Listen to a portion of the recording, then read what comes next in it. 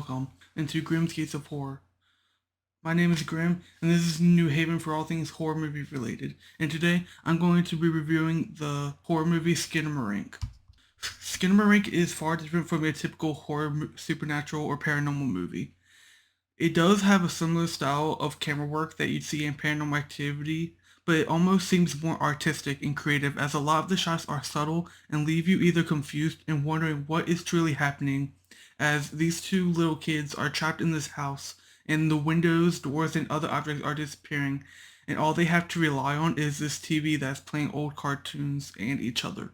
And I will just say right now, this movie is not going to be for most people. And this is a type of horror movie that I know is going to have a cult following. One similar project that I can think of that is similar to this are the backroom videos by Kane Pixels on YouTube, who is currently said to be making a movie with A24, which I think is awesome. But you can tell there's a sense of hunger to create and to make something that is unique, creative, and just put your all into something that is just so out of left field that you don't know what it is. And this movie just shows that, like, the crave and hunger to just create something and put your all into it. After watching this movie, it made me realize that this is a type of movie that I've been looking for, as it's different, bone-chilling, and will keep the viewer locked in until the end if you're a big horror fan. I can also tell that this movie takes a lot of inspiration from early creepypastas and internet horror stories and urban legends, and actually was able to be creative in its own original way. I mean, a lot of the dialogue is faint and there's subtitles provided because the audio is recorded in a way to enhance the eeriness, and it's pretty easy to follow the story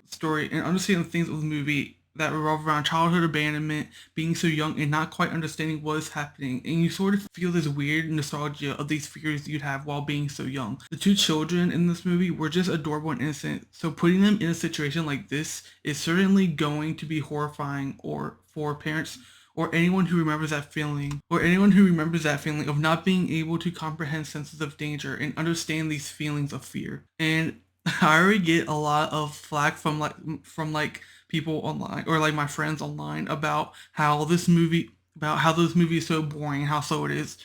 Let me just tell you, the best way to watch this movie, I will tell you right now, is to turn all the lights off, not like even LED lights, make the room pitch black. Watch this movie alone with no friends, because with this movie, you cannot have any distractions, or you will not be immersed into this movie like you're supposed to. This is the sort of movie where you have to be immersed into it to really capture the feel and like the vibe of the movie.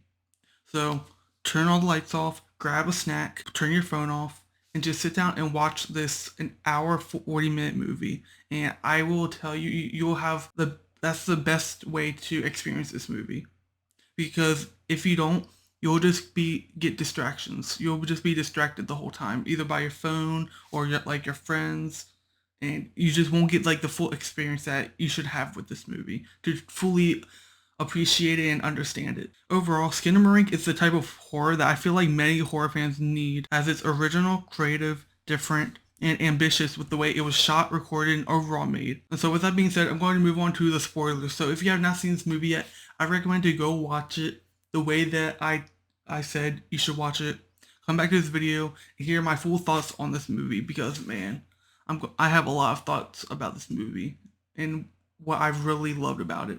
So yeah, full spoilers are starting right now. So in 1995, 4-year-old Kevin injures himself in what his 6-year-old sister Kaylee says is a sleepwalking episode. And so the way that this movie starts is basically all this movie are like shots of like the corner of the room, like little subtle and indirect camera shots that don't let you see anyone or anything. Like they'll probably show you like the legs or like the body, but they never like really show like the face of any of the kids or any of the characters, which is really different and unique and might throw people off. But if this turns you off right away, then this movie just isn't for you. Like, you really have to sit through it and before you make any sort of conclusion about how you feel about this movie. So keep that in mind. And it's like, this movie, it's like you have to create your own. One thing I like about this movie is that it's like an open book. Like, you get to define what this movie means to you, And I think movies like that where they have a conclusion where it's like where it's an open book, open minded. I feel like those are really interesting. And this movie is sort of like that, like with every scene. So like when they say he is having a sleepwalking episode, think is this sleepwalking or is this like entity in this movie is what made him walk down the stairs, basically, or like what's possessing him. After rewatching this movie a couple times, you start to think that, like I did right here. And so basically the movie starts with the kids watching TV. Basically the kid like sleepwalks to the stairs and he falls down. Kevin is then taken to a hospital and then brought back home. The siblings wake up in the middle of the night to find that their father has disappeared, and the windows, doors, and other objects in the house are gradually vanishing. And while this is happening, you really get into that tone of like, oh, this is happening. Like you really start to understand what this movie is about. We start to get like the premise and like the story that this movie has. Which just imagine that you're a little kid with no parents in the house. The doors and windows disappear and they just turn into blank walls. Like that has to be so scary and like so like it's just so creepy and eerie to think about. Kevin then suggests that they sleep downstairs to his older sister Kaylee, who is just 2 years older. Kevin is 4 years old. Kaylee is 6 years old. Like they're like they're not even double digits yet, and they're like in this house alone. So after they fall asleep downstairs watching cartoons, they awaken to find the house still dark, and they hear an unexplained thumping noise, and they investigate and find a chair standing upside down on the ceiling. Kevin then suggests that their dad went with mom, but Kaylee does not want to talk about their mother. And this is where we kind of get a hint into some like background knowledge, it like whether their mom either died or she just left. The way that I understand it, it's like she left, like they were abandoned by their mother because of like certain after Kevin's taken to the hospital, their dad is on the phone with someone, and I believe that was their mother, basically explaining he was taken to the hospital, he didn't need stitches and all of that. And so you really kind of start to get like the tones of what this movie is about. These little hints of it at least. The toilet in the downstairs bathroom disappears, and then on the way to the upstairs bathroom, Kaylee sees a doll on a bedroom ceiling, and as it falls, it frightens them, and then Kevin ends up too frightened to use the bathroom. You know, just imagine that, like, at first, the door and windows disappear, and then little things like the toilet start to disappear, and so it makes you a little, it kind of, this is gonna sound stupid, but it kind of reminds me of like a Mr. Beast video where like basically like you're trapped in here, but then they start taking little things away that you need and make it a lot harder. That's kind of like what it reminds me of. I hate to put it like that, but that's literally what this makes me think of. Yeah, basically the toilet disappears, and so they basically have no way to use the bathroom now, which is just crazy to me. They decide to place 2 buckets in the downstairs bathroom, and then a mysterious voice calls to Kaylee from the darkness, telling her to come upstairs. And this is when the movie starts to get a bit interesting, and we start to where the entity starts to get more active. Upstairs, Kaylee sees their father in a bedroom, and he tells her to look under the bed, but she does not see anything when she looks under. And like we literally get the camera pan down, like under the bed, and then up. And when the camera pans back up onto the bed, Kaylee then sees their mother sitting on the bed, and her mother says they love her and Kevin, and instructs her to close her eyes before vanishing. Kaylee looks at the open closet and hears her mother say, "There's someone here." From the closet, she hears her mother calling her name, as well as moans of pain and bones breaking. And yeah, that was just, I can still like remember it.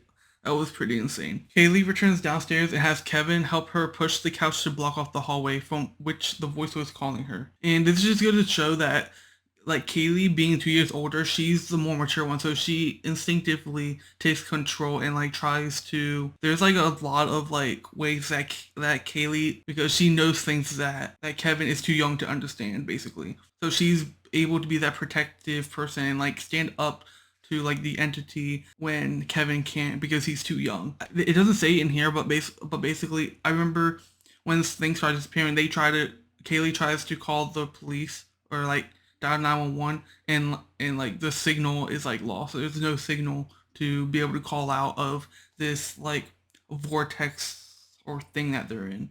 Kaylee gets Kevin to help her push the couch to block off the hallway from which the voice was calling her. And when Kevin falls asleep, the voice calls Kaylee again. And when Kevin wakes up, toys and objects are suspended against a wall. The voice calls to Kevin, beckoning him into the basement, where he then sees Kaylee, who no longer has eyes or a mouth. So we just see this face, and there's just no eyes or mouth on it. It's just like one of those jump scares there's like a few jump scares in this movie that are just like built up to. This was one of them, and it's like, oh my god, like it's just so creepy and just so like it gives you chills just looking at it. The mysterious voice then tells him that it wants to play, as some of the toys begin to disappear.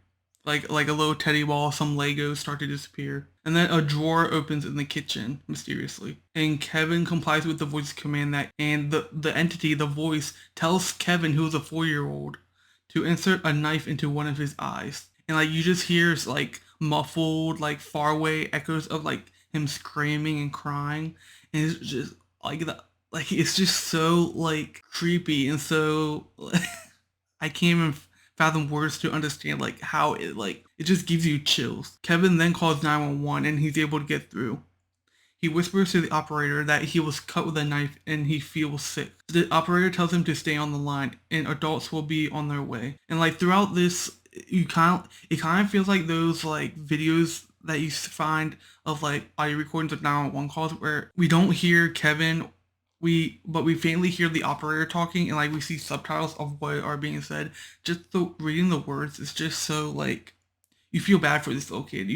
Like he literally like stabbed himself in the eye with a knife. And it's like little things like that where I feel like it might be a little too much for some people. Like just like because it doesn't show any visuals, but it's just this movie is psychological. Like it makes you imagine that, and so like just thinking about that, like the reality of that, it like haunts you. And then Kevin says that the doors have disappeared before dropping the phone. I think he was like startled by the entity, but I'm not too sure on that. The phone then turns into a chatter telephone toy, and the voice claims responsibility for it doing so. And so the only other movie that I know that the chatter telephone toy is in Toy Story 3. Basically the toy phone in Toy Story 3. If you know what I'm talking about, the phone turns into that toy. And so the voice reveals to Kevin that he was the one to do it, and tells Kevin that it can do anything in general. The entity says that Kaylee did not do as it told her to do. She said she wanted her parents, so it took away her mouth because she wouldn't stop complaining or something like that. And it tells Kevin to come upstairs, and he obeys, holding a flashlight. He then finds himself on the ceiling. He walks into a bedroom which becomes a void. A dollhouse is shown sitting on a pile of toys in a seemingly infinite hallway as text on the screen reads 572 days. And then we cut to footage of a female figure sitting on a bed, and her head slowly fades away. Actually, I don't remember it fading away, but I just remember seeing this face. It's like really like blurred out, really like you can barely make it out. And just seeing that like on the screen for so long in pitch black, you're just like, oh my god, like you kind of start to like back away a bit and like, oh my god, please don't jump scare, please don't jump scare. It's just, but it just never does, and you're just so creeped out by it. As her head slowly fades away, it's followed by the rest of her body, and then photos are shown of people, except their faces are either missing or distorted. Kevin then cries out as blood splatters onto the floor. The entity who brought him to the void hurt him somehow, I'm guessing. And then he disappears, and there's like and then like it plays the splatters over and over again in like a stuck cycle. Like it just keeps repeating it before it stops. And then Kevin asks if he can watch something happy on the TV. An unidentifiable face appears over him in his bed, telling him to go to sleep. Kevin asks for the face's name twice, but it does not respond either time. And yeah, that's basically Skinamarink for you. Like it's like one of those movies where like you really have to focus into the story and really just immerse yourself into it to really understand it. It's just one of those movies that are open to interpretation, and you really just think of like your own theories as to what this movie's like conclusion is and like what like the little tones and messages are for. Another movie that I find where it's kind of like this and it has like a bunch of metaphors where it really makes you think is like Beau is Afraid. That movie wasn't for everyone, and it has like these scenes where it's like it just has a bunch of metaphors and like a bunch of symbolism that a lot of people won't understand. And I love Beau is Afraid. That's like one of my favorite movies from last year. So I really enjoy this movie. It's probably not a movie that I'll rewatch like over and over again, but it's definitely one where if I want like a good horror movie that like I haven't seen in a while, I'll definitely turn this one on because it really just gets you into the mood of like wanting to be creeped out, wanting to be like horrified. And with all that being said, Skinamarink is a horror masterpiece and gets an A minus. And I feel like this is one of those movies that are going to be in a horror movie hall of fame at some point in its life. So I hope y'all did enjoy.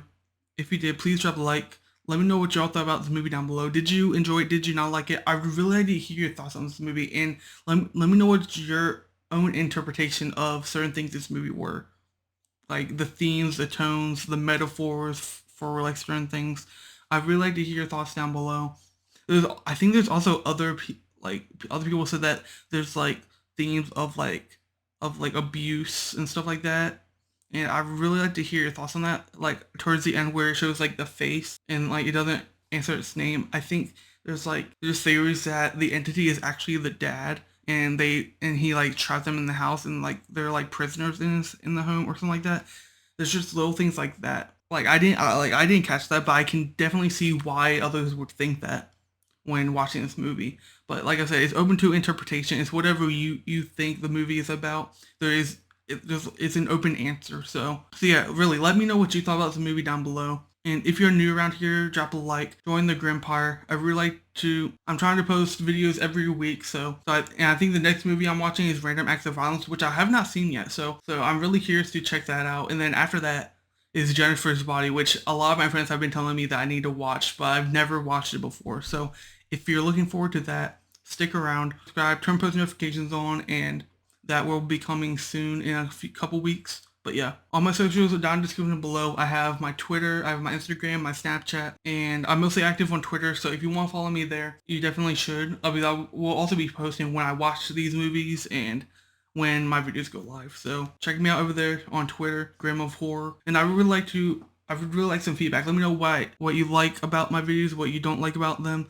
what I can improve on, what I do right. Like I was told in one of my last videos, my mic quality was bad. Turns out I was recording my audio backwards. My microphone was actually facing the wrong way, and that's why the audio quality was so bad. There's some grim lore for you if you want to know. Hope y'all did enjoy. And if you have Shudder or if you're able to rent Skinamarink, I recommend checking this movie out right now.